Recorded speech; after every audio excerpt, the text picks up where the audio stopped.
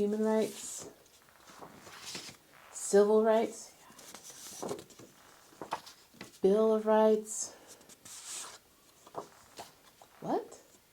Patient Bill of Rights. Patients have rights? Stay tuned. Dr. JB in the house. Dr. JB in the house. Dr. JB in the house. Dr. JB. Dr. JB. Dr. JB in the house.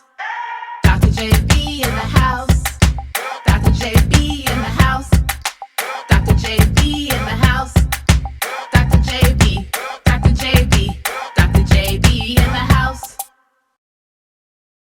Hi, it's Dr. JB. Welcome back to my YouTube channel. Thanks for tuning in. Yes, it's true.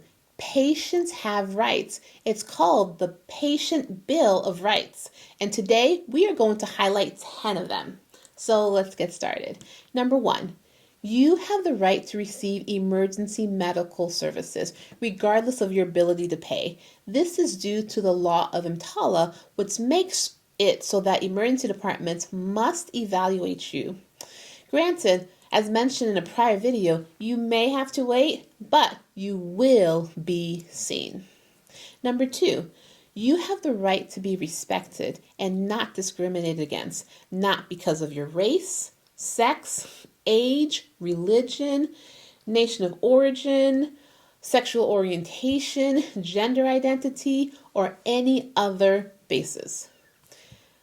Number 3, you have the right to know everyone involved in your care.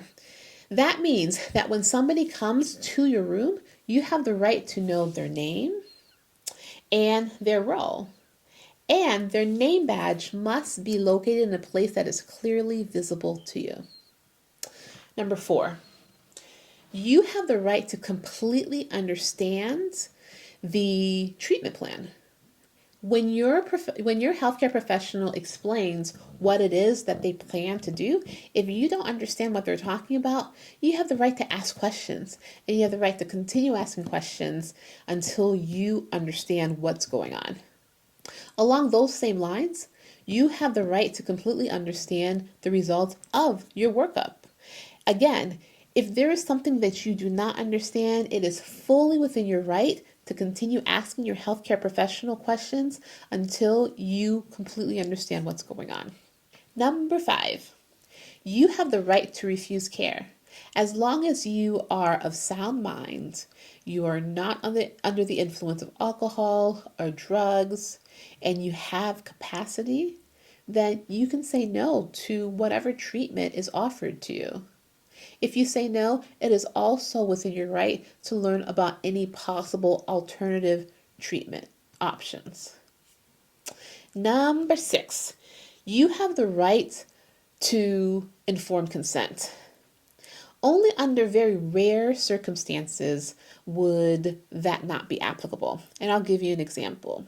We call these situations emergent. Say you've been in a car accident and injured your lung.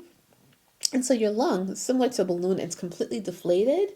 And now where the lung used to be inflated, there's just a bunch of air that's building up, and it's starting to cause pressure on your heart. If we do not intervene right away, you may die. In that situation, that is called an emergent procedure for which we may not get informed consent for, and we may just act to save your life. Now, for procedures that are not emergent, where we actually have some time before we absolutely have to do something, those are procedures where we can actually talk to you and get your informed consent.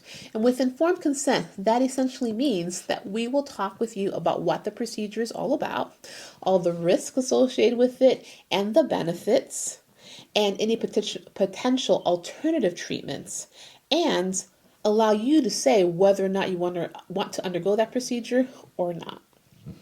Number 7, you have the right to know about advance directives. So advance directives are essentially your wishes that we are to abide by in a situation when and if you are unable to make decisions for yourself. Oftentimes you would see these with your code status.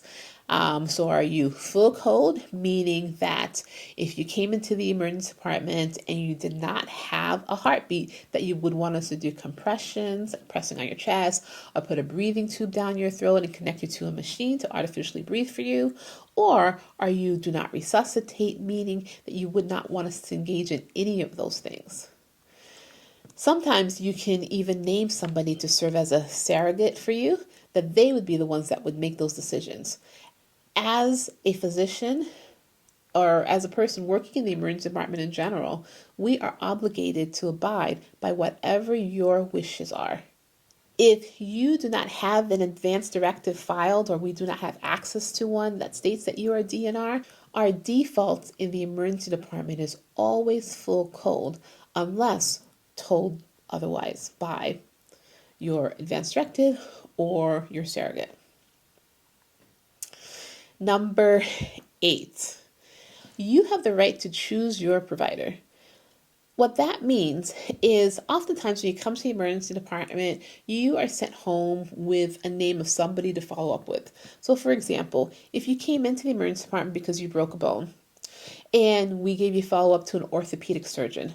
The orthopedic surgeon that we put in your paperwork is the orthopedic surgeon that's on call for us, meaning that that particular doctor that day is responsible for answering any phone call we have and questions, seeing any surgical emergencies, and following up with anybody who presents to the emergency department that day and doesn't have a doctor of their own.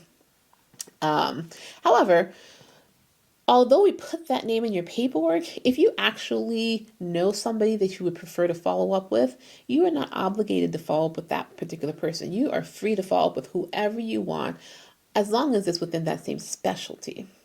Number 9. You have the right to privacy of your health information. As a healthcare professional, we are obligated to follow the rules of HIPAA, which means that we have to protect your personal health information unless you give us written consent to share your information with somebody else. That is done via the medical release form.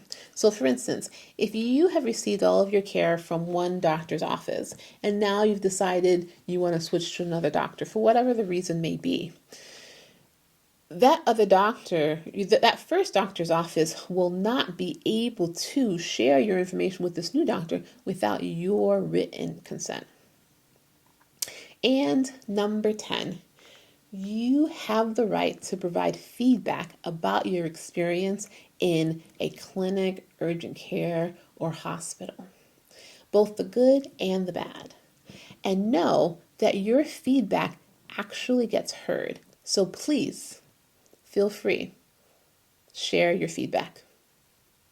So, if you enjoyed what you heard today, please like, hit that subscribe button, share, hit the bell button so that you can be notified of future videos when they're released. And until we meet again, stay safe. Bye. Got nothing else to tell. Subscribe and hit the bell. Smash that like button. Dash it, stop frontin'. Until we meet again, yeah, share it with a friend. Dr. JB is my name and medicine is my game.